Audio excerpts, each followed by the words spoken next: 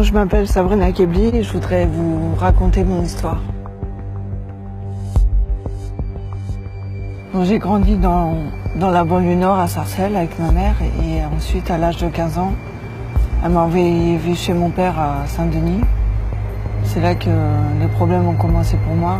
Mon père, qui a eu des problèmes d'alcool et de violence, a fait que finalement je me suis retrouvée à la rue à l'âge de 16 ans. J'ai commencé à fumer, à toucher à l'héroïne.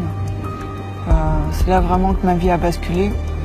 Et lorsque j'ai réalisé vraiment ce que j'avais fait, et je me suis dit dans ma tête que jamais je m'en sortirais, que ma vie était foutue.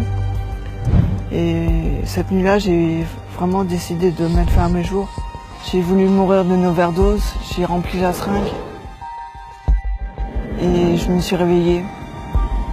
J'ai ensuite pris la bouteille d'eau de javel, j'ai rempli la seringue et je me la suis injectée. Et là encore, j'étais toujours là. J'ai vidé la pharmacie, j'ai pris tout ce qui avait une étiquette rouge. Mais la mort, elle venait toujours pas.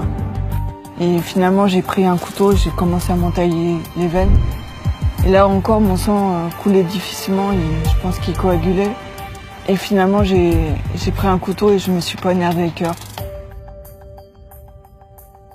Là, je me suis réveillée 5 semaines plus tard en réanimation. Et on m'a dit que j'avais une grosse opération à cœur ouvert, avec une chance sur 100 de survie. Et à mon réveil, il y avait ma cousine Samira qui avait prié pour moi, qui était chrétienne, et qui m'a dit, tu sais, mais toi, Dieu t'aime, hein, c'est lui vraiment qui t'a gardé. Mais bon, moi, je croyais pas en Dieu, donc je pensais que j'avais juste eu de la chance. Et j'ai repris ma vie un peu comme avant. Elle me parlait souvent de Jésus, de Dieu, elle m'invitait à l'église, mais moi, ça m'intéressait pas. Et pour les fêtes de Noël, elle m'a dit, mais viens, il y a un rassemblement chrétien avec des jeunes, et ça se passe en Hollande. Et moi, j'y suis allée juste pour faire mes courses, pour avoir des consommations. Et finalement, sur place, j'ai parlé avec d'autres chrétiens, d'autres jeunes, qui m'ont raconté ce que Dieu avait fait pour eux. Et je pouvais pas tous les traiter de menteurs parce que il y avait trop d'histoires.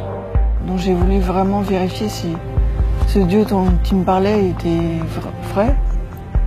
Donc j'ai dit à ce Dieu, je dis écoute, moi je veux bien reconnaître que peut-être pour toi je suis pas si bien que ça. Mais je sais pas. Et finalement je m'attendais à ce qu'il se passe quelque chose et il se passait rien. Et je me suis dit bon bah Dieu n'existe pas. Et j'ai attrapé mon sachet d'herbe. Et là je lui ai dit écoute, si tu me délivres de ça, moi la drogue c'est toute ma vie. Je prends des consommations de cannabis ou toutes sortes de choses depuis l'âge de 12 ans, 13 ans.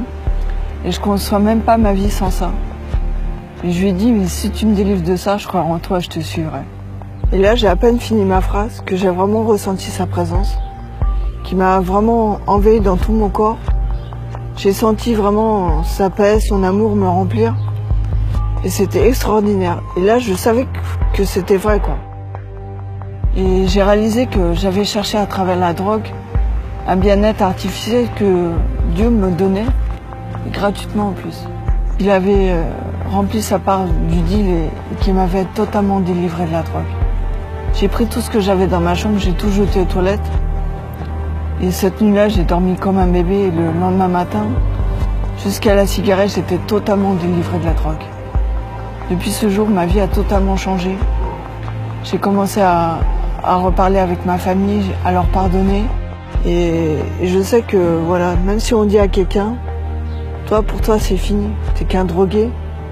Et finalement, c'est Dieu qui a le dernier mot. Moi, en tout cas, il m'a redonné une seconde chance.